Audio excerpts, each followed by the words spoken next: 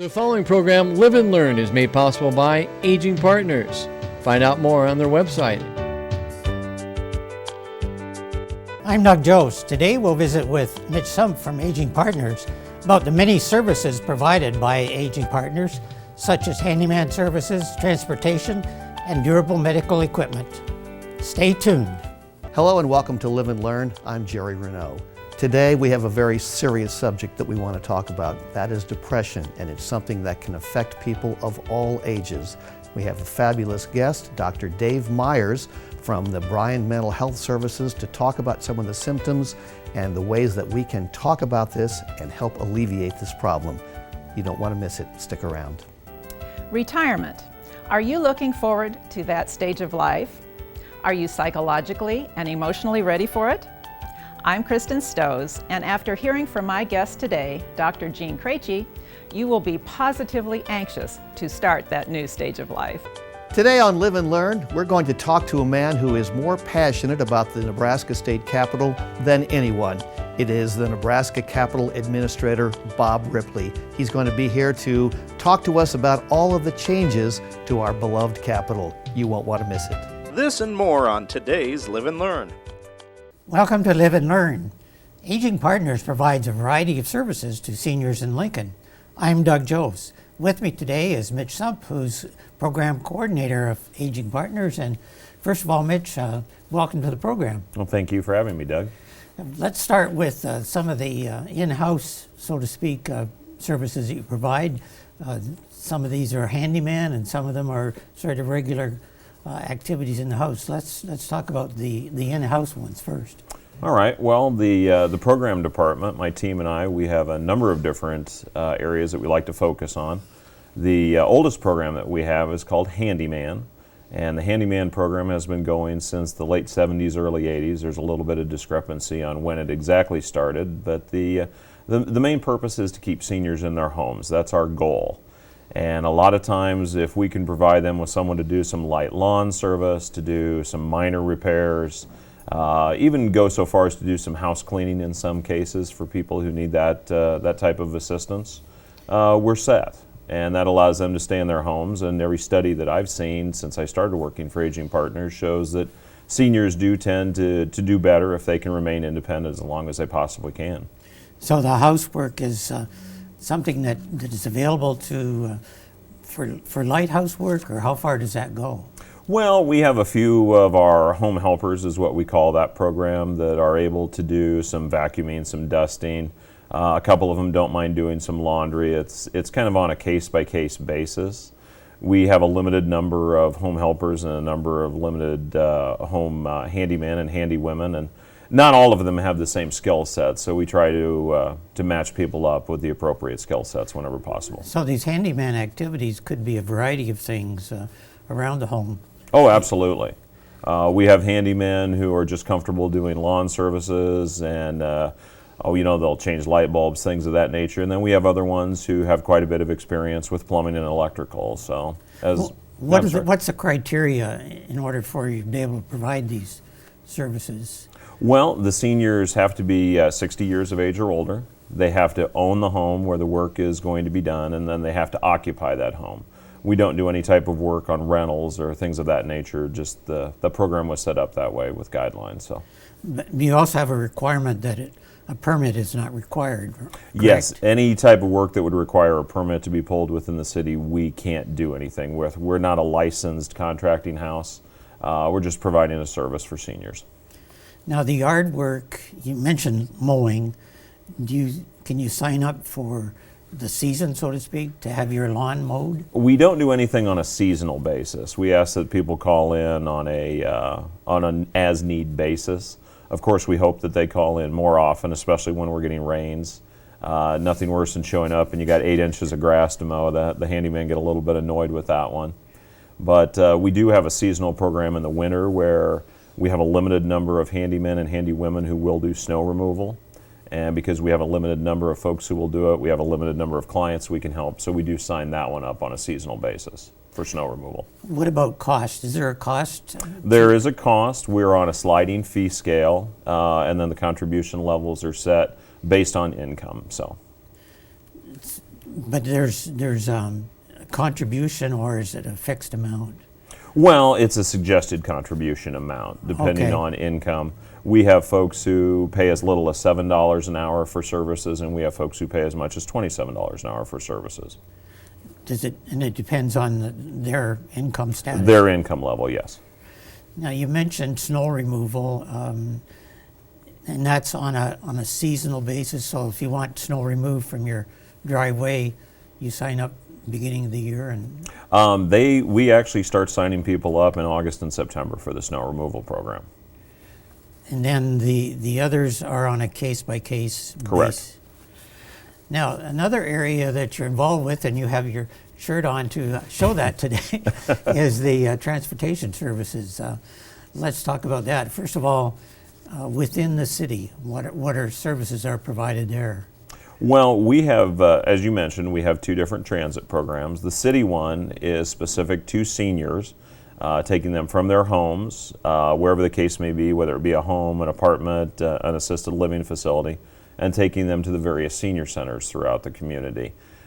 Lincoln is divided up into different sections, so someone who would go to the downtown senior center wouldn't be able to ride a bus to the Lake Street Center, or vice versa. But then we also return them home, and that gets people out of their homes to the centers for a meal and the activities and things of that nature. But will you take them to the grocery store, for example? We do have some special trips set up through various senior centers for grocery shopping, and then we have a number of special evening programs that we provide transportation to on occasion. So if there's some activity at a senior center in the evening, they can Yes. use that as well.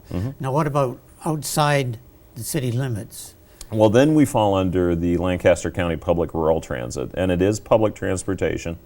It's probably one of our more misunderstood programs, and I don't know how it started, but people have the misconception that you have to be a senior to ride it. That's not correct. You can ride it Okay. you can ride it unassisted as long as you're 13 years of age or older. Children 12 and under can ride as long as they're with a parent or guardian. There is a set fee for it because it is public transportation. It's not a suggested contribution of $2 per stop. And the only prerequisite other than the age is one of the stops has to be outside the city limits of Lincoln. So we have a number of people who ride in from the smaller communities for various activities. Some do some shopping, a lot of folks do doctor's appointments. But we're starting to see more of a social aspect. People are using it to come in to play cards, to visit friends, to go to movies, to do lunches, things of that nature. So it's $2 each way? Yes, $2 per boarding. So if someone gets on in Waverly, it costs them $2. They go to have lunch with a friend. When we pick them up after their lunch with a friend, it's $2. If they stop at the grocery store on the way home and they get back on, it's another $2. So it's round trip with 3 stops for $6. And that's regardless of where you are in the county? That's correct. Now, what about the cost for within the city limits? Is there a cost to that? For the senior center Right. transportation, that's just a contribution. We suggest $2 round trip. There's different, what's the word I'm looking for? Drop boxes in the various senior centers that are specific to transportation. And if people want to make a contribution, they're more than welcome to do so. Another area that you're involved with is medical equipment. Tell us about that. What's available? Is this a rental kind of a situation or a loan situation? Well, it's a loan situation. The Durable Medical Equipment Program is one of our newer programs in my section. And what it was designed to do is you have a number of people who may be around their home, they have some walkers, they have a wheelchair, they have crutches, things that they've used in the past and no longer have any need for. So rather than throwing them away or giving them to Goodwill, they can donate them to the Durable Medical Equipment Program, and then what we do with them is we'll clean them up, do any minor repairs that might need to be done. If someone were to come in, say you knew that you were going to be having some surgery and you needed to borrow a bath chair for a few weeks, rather than buying one for $80 to $100 at a medical supply house, you could borrow one from us, use it for as long as you need, and then when you're done with it, just return. So you invite contributions too then? Oh, absolutely. Right now, one of our big programs we have going is the Be a Fan to Seniors. And we've been very fortunate this year. We've had over 100 fans donated from people in the community, various groups, individuals. And so far we've given out 143 fans as of yesterday. How do people make contact if they want to make a donation? Well, the best way is to contact me directly. My phone number is 402-441-8815. Office hours, I'm there normally at 6:30 in the morning, done about 3:30 in the afternoon, but please feel free to leave a message if I don't happen to be in my office right at that time, and I'll get back to you within 24 hours. Same procedure if you want to get some of these services? Absolutely. Any of the services that my team provides, they can contact me directly, and then I'll get them to the appropriate team member to help them directly. Mitch, you mentioned the handyman activities. Do you see a growth in these kind of activities? Handyman is very much a growth activity. We're more seasonal. We will have our peak time in the spring and the fall with the yard cleanups, but we're steady all summer long. We've definitely seen an increase, though, in the last 3 years with that program and several of the others, too. And the yard work, is that a large component of what you do? Well, it's a large portion of it, but it's certainly not everything that we do. We have a number of handymen who are well versed with many things.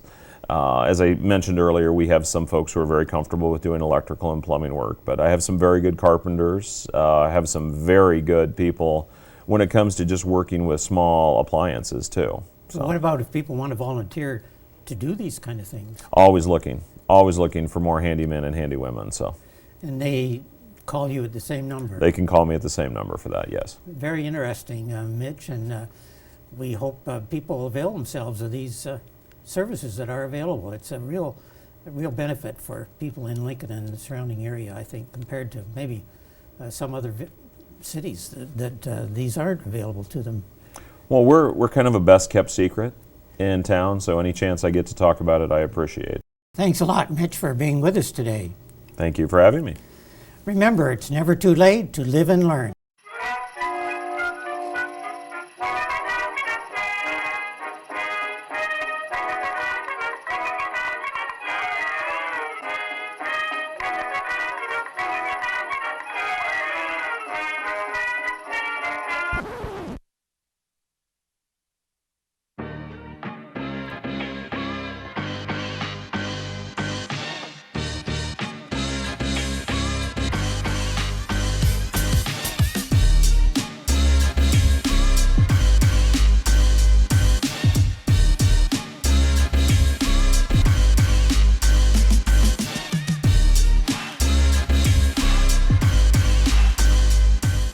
Hello and welcome to Live and Learn. I'm your host, Jerry Renaud.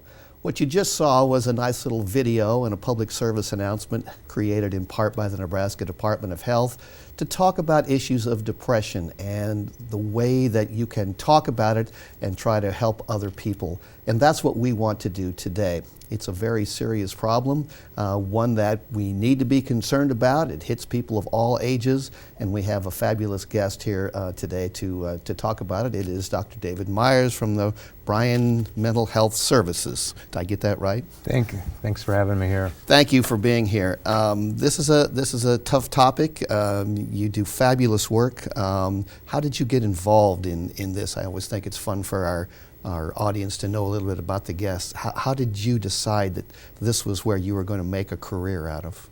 Well, I grew up with my, I always think back to my parents, and they were very, very involved in the community where I grew up, and gave back to our community in Seward. I grew up in Seward, and my dad was involved in the local fire department, and and still is involved as a retired member. And growing up and listening to the scanner all the time, and kind of growing up around the firehouse, and just seeing how everybody giving back and seeing people in need, and I knew that I wanted to do something along those lines. And then when I got into college, I went in to play football and to go pre-med. And it's an interesting combination. Yeah. And but when I went to college, and I took a psychology class, and at Nebraska Wesleyan, and I had a professor who took me under his wing, and I really loved the class, and he encouraged me to take some internships, practicum experiences, some hands-on experiences. And I really grew in love with psychology and with mental health. And I knew that I needed to change my major, and that's the direction I wanted to go. And I got involved in some local efforts with the Lincoln chapter of the National Alliance for Mental Illness, and worked with some peers here in Lincoln, and knew that helping others is what I wanted to do. And that's the direction I ended up going. Well, you do fabulous work, and thank you very much for all of us Thank you. in those endeavors.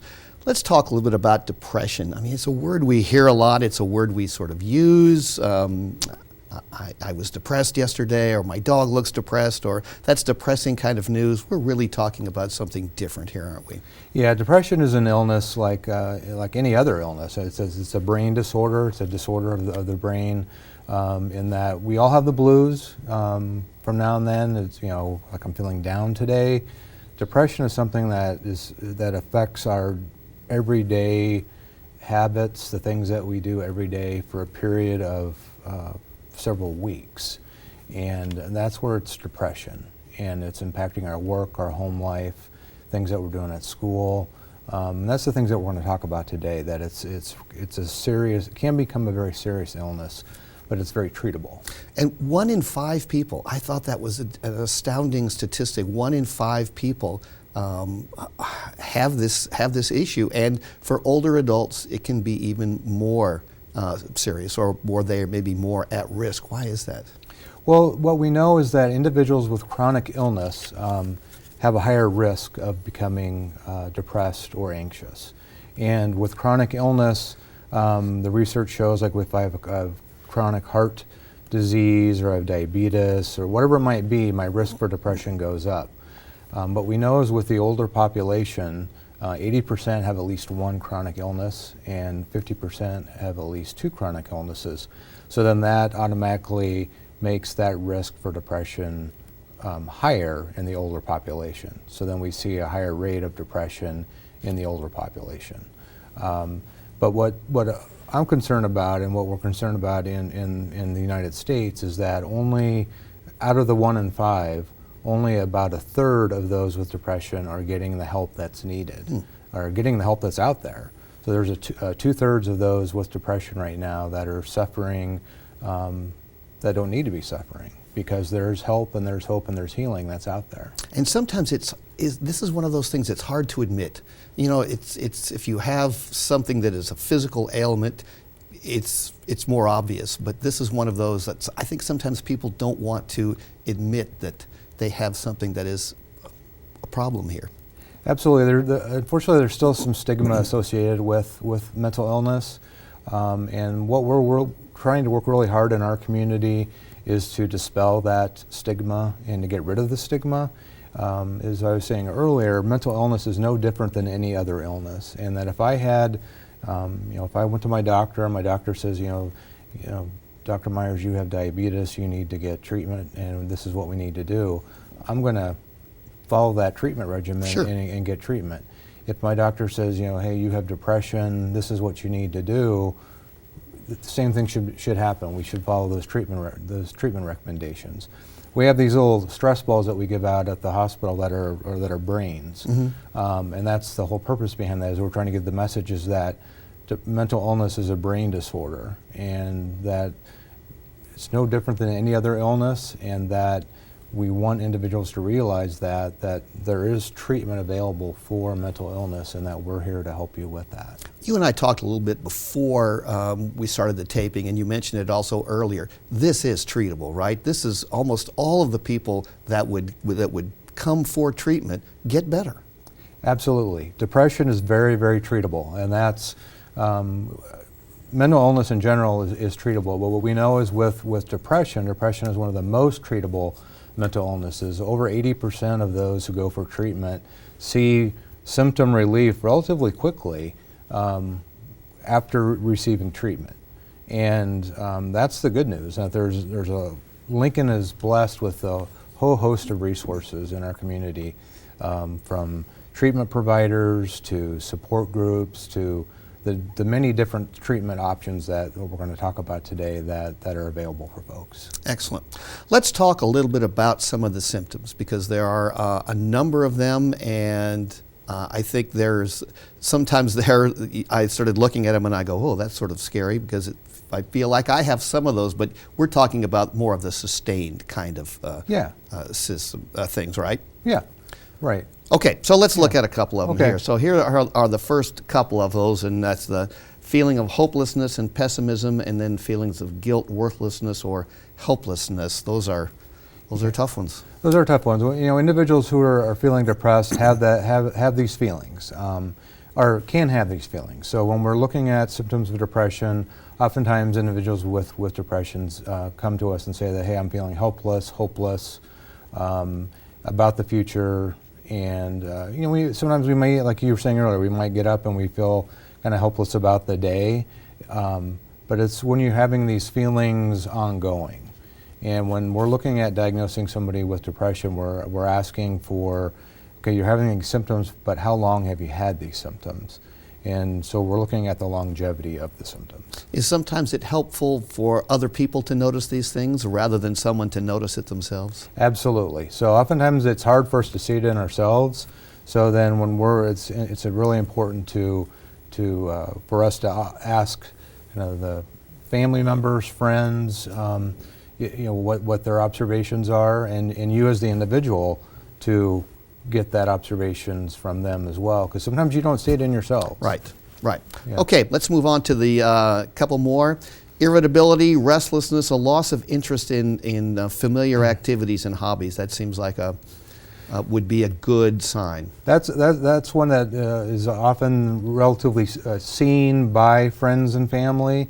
Oftentimes you see that in yourself. You say, well, gosh, I really like to play basketball, and I can go out and shoot hoops and go to the gym and lift weights and those types of things, but I'm not going, and I'm kind of skipping that. So it might be, okay, I'm having a bad day, I'm not going today, not a big deal. But if I'm not going for a period of time and my friend notices that, gosh, Dave hasn't been coming around for a couple weeks, we need to check into that. We need to call our friend and say, what's going on? You haven't been around in a while. Yeah, that's a good thing to do. Okay, next one was fatigue. The insomnia, the trouble sleeping. So either we're sleeping too much, sleeping too little, eating too much, or not feeling like we want to eat at all. Oftentimes with eating and sleeping, that oftentimes is a concern. And individuals with trouble eating and sleeping, that is a symptom that we need to be aware of as well. Yeah, and again, we saw the one that was fatigue or lack right. of concentration sometimes. I mean, we can all relate to that in some fashion, Yeah. but again, we're talking about this sustained effort, right? Right. Well, the concentration and the fatigue is the sustained. So if we're in school or if I'm at work and I just really can't make decisions, that can happen from day to day, but if it's just an ongoing thing and I'm just really having a hard time concentrating and I'm just feeling tired all the time, that's a symptom. Yeah. Okay, next one I think is when we're getting into the thoughts of suicide, avoiding family. We talked a little bit about the insomnia, but the thoughts of suicide, that's a serious symptom. One, yeah. So not everybody with depression is going to have thoughts of suicide, but if somebody is having thoughts of suicide as a symptom of depression, that's a serious symptom that we need to take action right away. So if you're a friend or a family member, or if you are the individual yourself and you're at home and you're listening to this and you're like, gosh, I'm having thoughts of suicide and this might be impacting me, it's important that you take action and you call the 1-800-273-8255, the National Suicide Helpline, and talk to somebody. Call 911, get to the Brian West Mental Health Emergency Room, get to somebody that can help you get connected to resources right away. Yeah. We could have a whole conversation or a whole show just on suicide prevention, but that is a symptom we need to take very, very seriously. Let's talk about if someone thinks that they have or a number of these symptoms, or they see that in somebody else. I know that there is some ways that we can try to to avoid depression, and there's also the screening process that you can go to, which is a very simple kind of a thing. Let's talk about those kinds of things as well. Yeah, if folks are wanting to know, well, gosh, I might have some of these symptoms, I'm not quite sure, you can go to the Bryan website and take a online screening. It's free, it's confidential. We have no way of knowing who's taking the screening. You go through and you're answering a bunch of questions that are kind of related to the symptoms that we put up on the screen. Those will, at the end of the screening, it'll tell you whether or not you've endorsed enough symptoms to warrant going forward for a full evaluation. So this screening is not a diagnosis, but it tells you whether or not to go for further evaluation. For depression, we have anxiety, alcohol, all kinds of different screenings on there. But there are also some things that you can do to kind of help prevent depression from happening, which are some things that we had up on the screen, which are exercising. It's important that you exercise.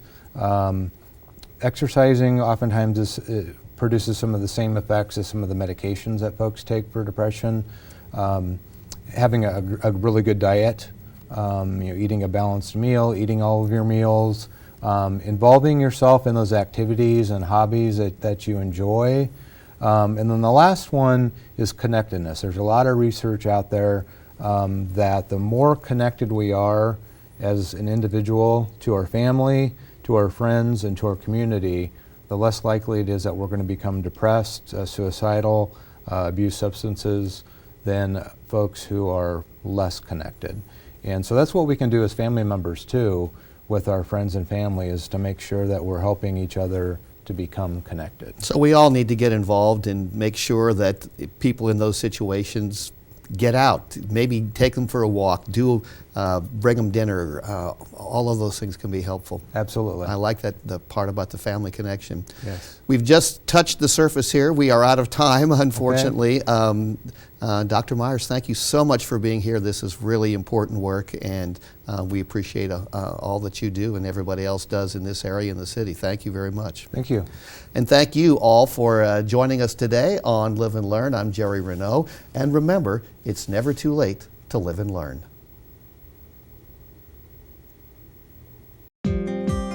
Hi, I'm Randy Jones with Aging Partners. Did you know that Lincoln expects a 75% increase in the number of seniors living in our community over the next 15 years?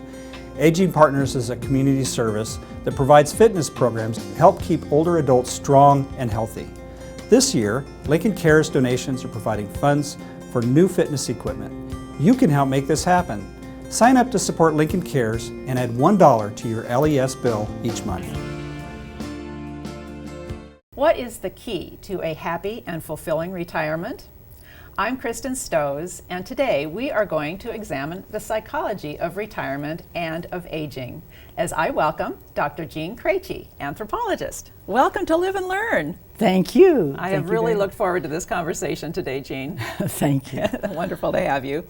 You have such an amazing background in education and experience. Could you please give us a synopsis of your life's work, which I know is a lot to ask? Well, it's kind of long, my life is, because I am in my 80s, but I started early. My background in education was education and teaching, okay. Spanish, and then counseling, and then anthropology, and degrees in each one of those that just developed over time. So that's my... One led to the next. That's right. Yes. Well, pertaining to our topic today, would you agree that making the decision to retire can be somewhat daunting if the individual doesn't approach this with the right attitude?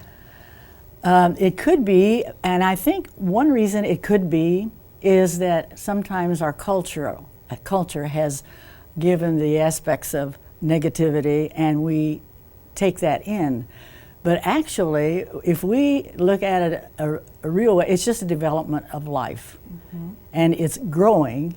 In fact, the title of your program, Live and Learn, is one of the best descriptions to help one to avoid the fright of retiring.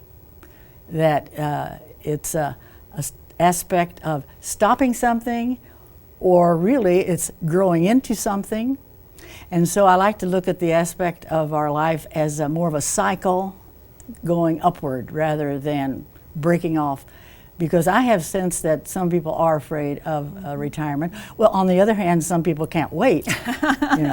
Well, there are two sides to that coin. That is for sure. On the positive side, it really is very exciting to consider all the things one can do after retirement. Let's talk about that a little bit. Well, I would agree, actually, because one is free. The aspect of doing what you want to do, not that your job wasn't what you wanted to do, but you're free to travel, to take on other jobs, to get more acquainted with, for instance, activities that you never got to do. So the positive side, I think, is far more important for how we feel about ourselves and how we enjoy life. Yes, I totally agree. And I know that you are a big believer in being able to be your own boss.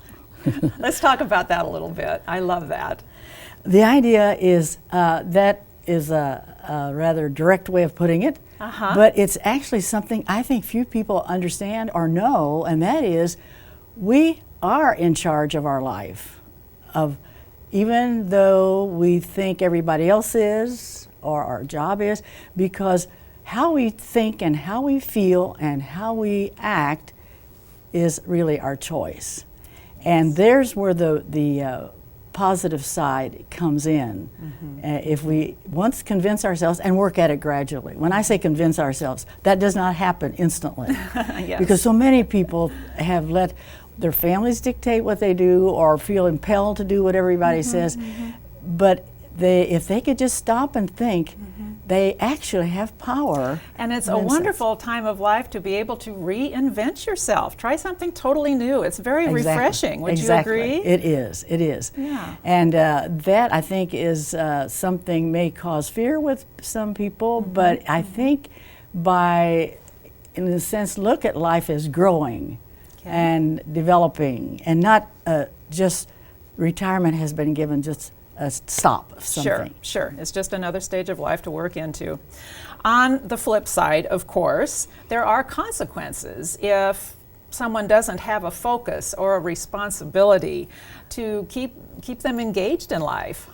Well, one thing actually is to become connected, and not only with themselves, but with the community around them, with family, with neighbors, with activities, even in the city or the state or the nation, the only reason that a person would think that they're not engaged is they've not tried it.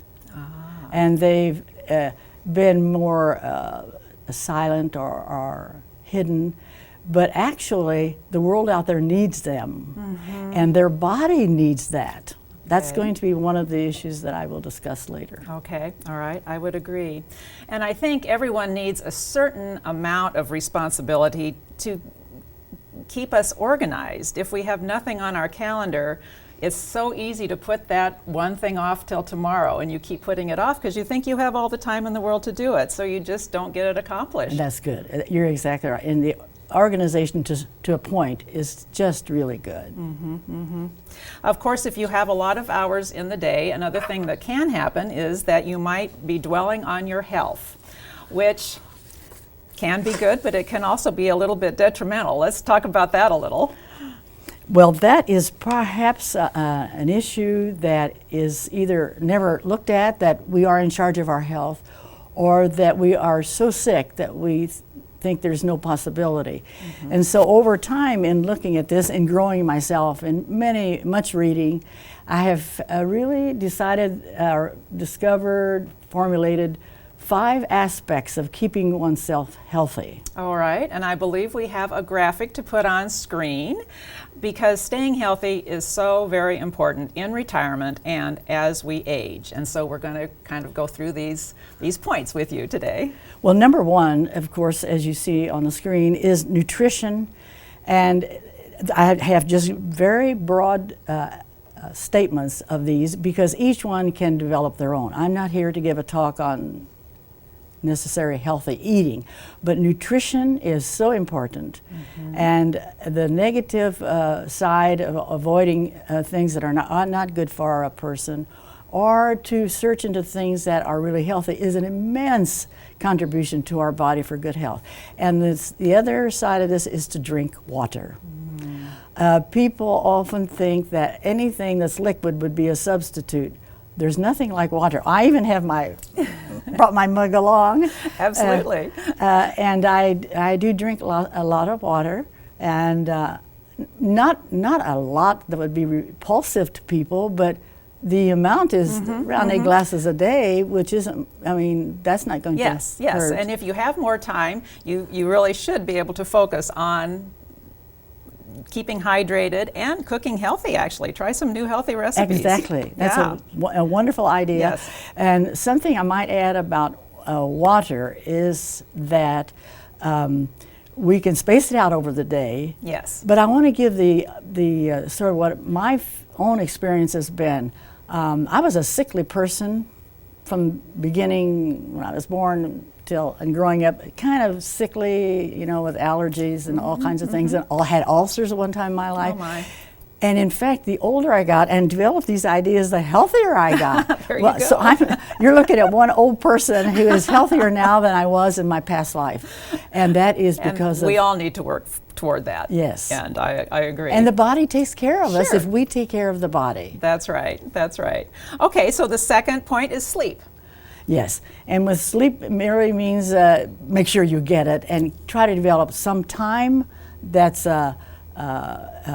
accurately enough, not too much that we sleep, you know, all day. Yes. And taking a nap in a day doesn't hurt. That's right. That's very good. Yes. But sleep is so important for the body to rest and recover. It's just so simple in that. And it helps you think the next day if you've had a good Yes, night's sleep. yes. That's important to me. Yes. So our third point is movement. And movement merely means that. Yes. It doesn't mean that you can join clubs and exercise with others. You can do it yourself. You can walk around the block. Simple as that. But the body, the structure, and our muscles need that movement. And so again, I'm being to the most extreme, and then just the normal thing of movement, going up and down stairs. If you live in an old house like you go up and down stairs many times a day, Sure. which in itself is an activity. That's so right. It means don't sit all the time and That's don't right. be lying in bed all And the time. stretching helps your posture, Yes. helps you feel better. Yes. Yes, I agree. Social involvement. I think this is so key. Social involvement really is keen because we don't exist in a vacuum. And even if we think we don't have any friends, or maybe we're too quiet or a private person, it's interaction either with our family, with our spouse, with our family, with neighbors, and it doesn't mean you gadabout, but connecting with other human beings is a tremendous health It is. investment. It is. It's very, Yes. very important. And our last point is attitude. Let's talk about this. Now that's the broadest one of all because it covers everything. Yes. Is our attitude, and that is one where we take charge of what we think and what we feel and what we do. And of course, our attitude governs that. And people think that if they have a thing in their head, that's a reality. And when in fact, if it's pleasant, if it feels good, but if it's painful, if it's stressful, and we keep at it, that's what stress is. Yes, yes. And we definitely want to talk about stress. How important is it for an individual to avoid stress? That question can be taken in a different way, a slightly different way. We can't avoid getting it, but we can avoid developing it. All right. To avoid stress was simply when we feel the stress, is to stop and think and take a deep breath. That's one thing I didn't mention above was that the idea of when we're tense or when we're worried or when we retire and we are Yes. worried about retirement is to stop, take a deep breath, and do that several times, not just once, and do it slowly. You'd be Okay. amazed what that does to the brain. Get some Oh, oxygen okay. in the body. Uh-huh. And so that idea of just handling stress is really simple. First, be aware of it. Accept the reality of stress. Problems are normal. Sure. You're not a bad person if you have a problem. You're alive. Yes. And so, but you don't let it eat you up. And Okay. you can take a deep breath, and either do something about it, and if you can't, then you can think on that line to distract yourself, but you certainly do not have to keep meddling on it. Yes, yes, I understand. I believe we're going to move on to our second graphic, and I'd like to have you talk about the power you believe we each have to be in charge of our own lives. I love this. And perhaps that is the most important part, in thinking that regardless of what people have told us about things or how people act around us, if we stop and think and we have the beginning of feeling what it means to be in charge, accept the reality of what is coming our way, if it's negative, and if it's scary, then what can you do about it? If you can do something, you do it. Then you're busy, you're not stressed. Right. That reduces the stress. There you go. And then if it's something, and you can also talk to others in solving that, and also the action you take could depend on talking to someone, Okay. or simply resolve it in your mind, or maybe it's simply in your mind and you're worried about it. But the idea of handling things through our own power is one of the most, I think, the best thing that we can do as we grow. I think that is wonderful advice for any age. I really do. Jean, I want to thank you so much for being on Live and Learn today and enriching us with your positivity. It's contagious. Thank you. Thank you, Jean. And as all of you look forward to your futures and your retirement, remember, it's positively never too late to live and learn.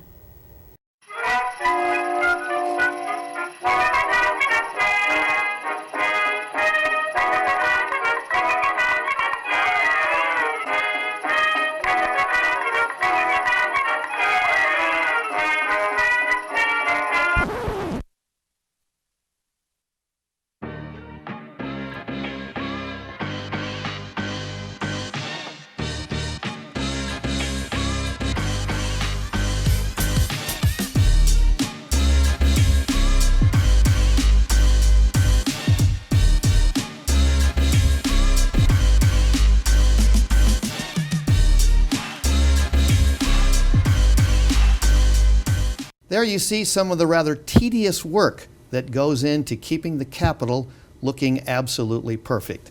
Hello and welcome to Live and Learn. I'm your host, Jerry Renaud. Delighted you're with us for this particular segment. And on this particular segment, it is a real treat for you because we have really a good friend and somebody who is a great friend to all of Nebraskans. His name is Bob Ripley, and his official title is the Nebraska Capitol Administrator.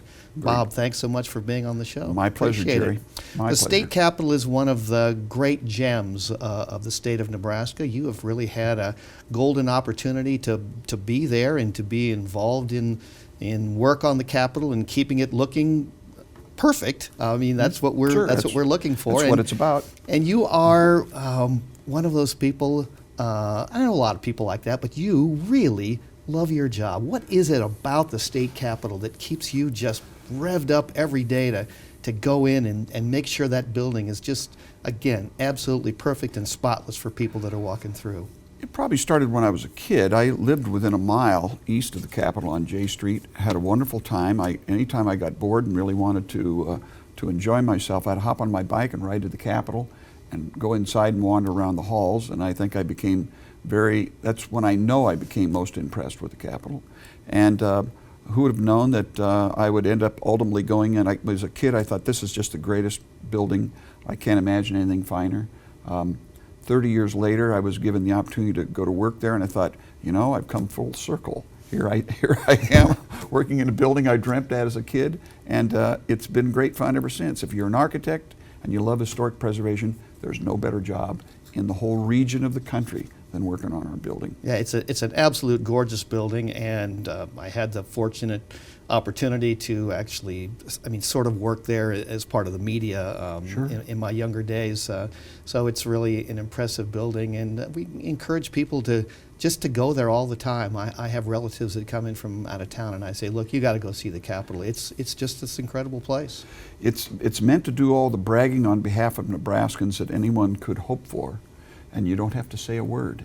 Just take people into the building and say, here's our Capitol, and usually their mouth kind of pops open and they stand there in amazement. I've taken some very well-known, nationally prominent architects through the building, and they are equally impressed. So it isn't just Nebraskans who love our Capitol. Yeah.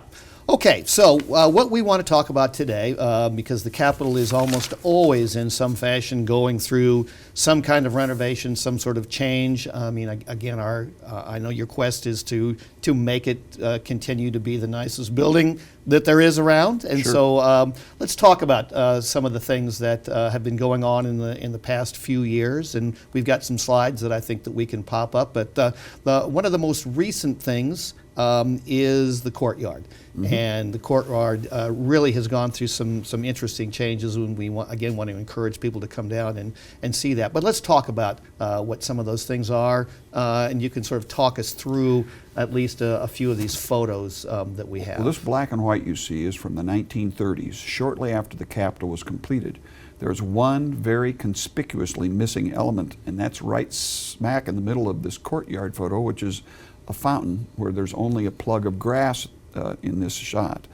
There were two aspects of the building left unfinished because in 1932 we were in the depths of the Depression, and the state chose to save some money, and they didn't put the 20 murals in the building, which we completed from 1952 to 1996. And then the only other element of the building that was left unfinished originally, and we finished it just last year for our sesquicentennial, was installation of the courtyards in the center of each, the fountains at the center of each courtyard. So those were in the original plans? They were. What you see on the screen right now is a rough sketch of what the Goodhue office proposed as a concept for those fountains. We are not far off of that now that we've dedicated them, put them in place of this fountain. It shows them as a low basin, about the height of someone's, a little taller than the waistline, and has a wonderful cascade over the edge of it. And this spring we are anticipating putting the gold tile lining in each of those fountain bowls. So that's also something to look forward to.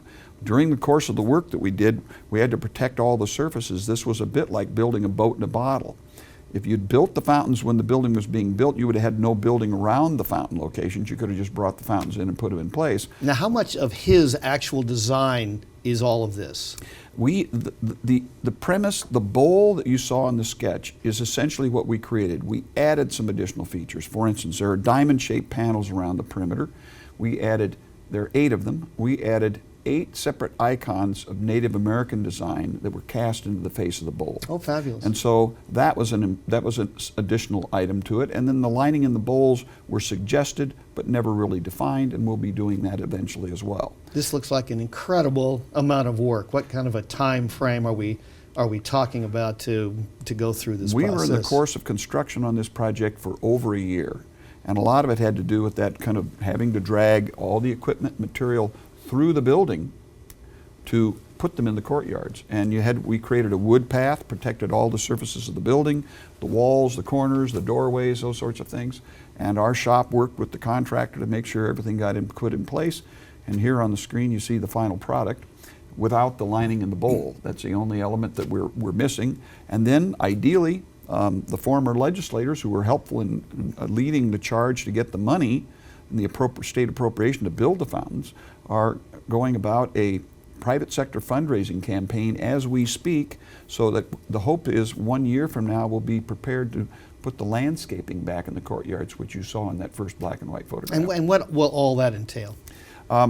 There will be a need to raise $500,000 of privately donated money, and we have the original Ernst Herminghaus landscape plans for each courtyard. The landscaping is not exactly the same in every courtyard. The colors vary, the species of plants vary, and the design was done by Ernst Herminghaus, who, although many Nebraskans may not know him by name, he should be known because he designed Pioneers Park, Woodshire Residential Park. I mean, he was Nebraska's first professionally trained landscape architect and an enormous talent. And we preserve his landscape both on the outside lawn of the Capitol as well as hoping to put it back into the 4 courtyards. Fabulous. If somebody wants to come down and look at the fountains, and we want to make sure they're operating when that happens, You bet. what is the process for doing the work? Is that going to take place this summer? Will somebody still be able to see the fountains when they come down? Absolutely. Through the winter, of course, when there's nothing to see, we cover the fountains and protect them in the winter. If someone wants to come down, as soon as the weather gets nice, we'll put water in those fountains as soon as we feel we've got predictably warm weather. People can come down and simply walk into the building on ground floor, seek out the 4 courtyard entrances, and walk out because the doors are left unlocked through the entire course of the summer and the warmer months. And then the additional work? Additional work we're going to be doing yet this spring with regard to the tile. And so when the courtyard is under construction with regard to adding the tile, that courtyard will probably be closed for maybe a week or so. Okay. But beyond that, they'll be back in operation. And So ready to not a go. long period of No, time. no. Okay, excellent. Okay, fabulous. Let us look and talk about the next thing, which I believe is the chairs that we were going to talk about. That's correct. Let's talk about the chairs. These are just truly incredible. Tell us a little bit about the history. We were talking about this before the show started, but I just think it's a really interesting history. These chairs that you see on the screen right now, look at the second chair, not the one on the left, but the second one.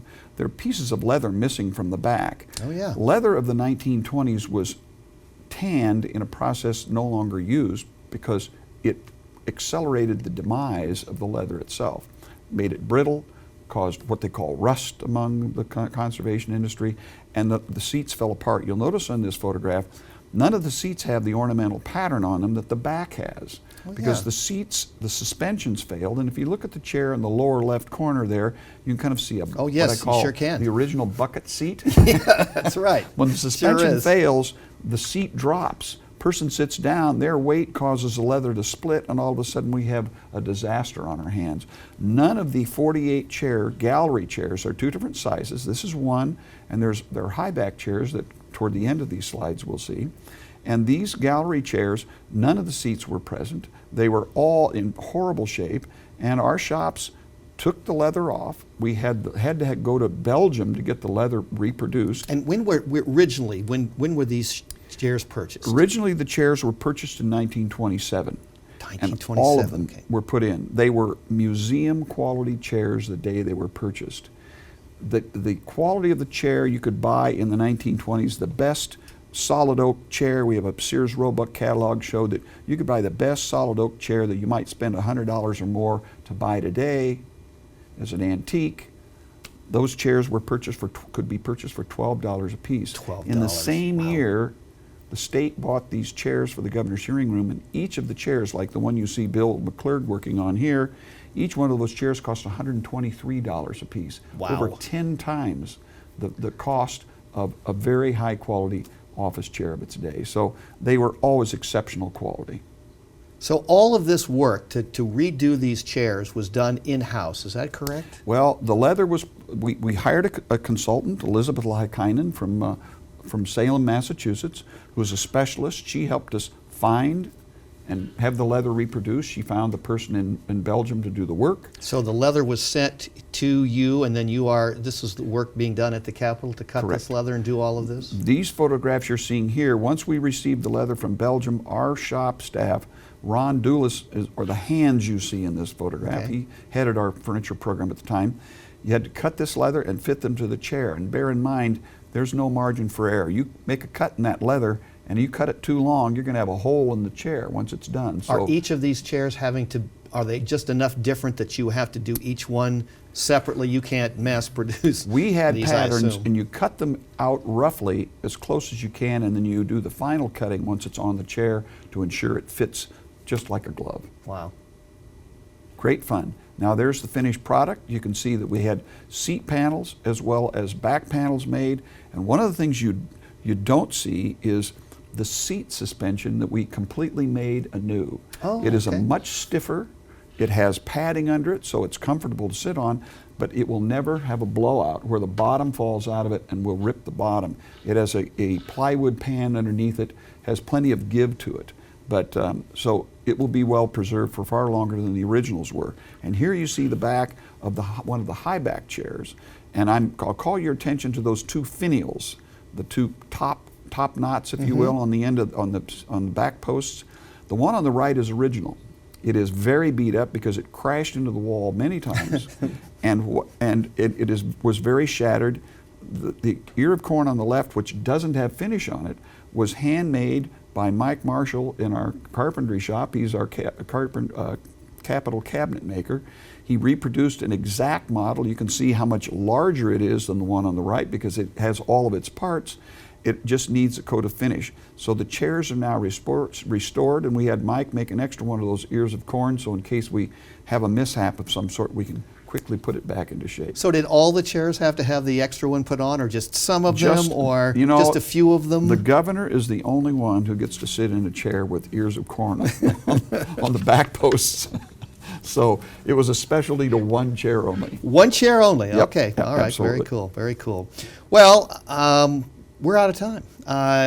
We had lots more that we wanted to talk about. It goes too fast. This was the deal. You bet. As you remember, I said, look, we're going to talk about these things, and if we don't get through, you have to agree to come back, and we'll talk more about the Capitol, because there is some interesting work that was done in the West Chamber. There was also some interesting work that was done outside the building.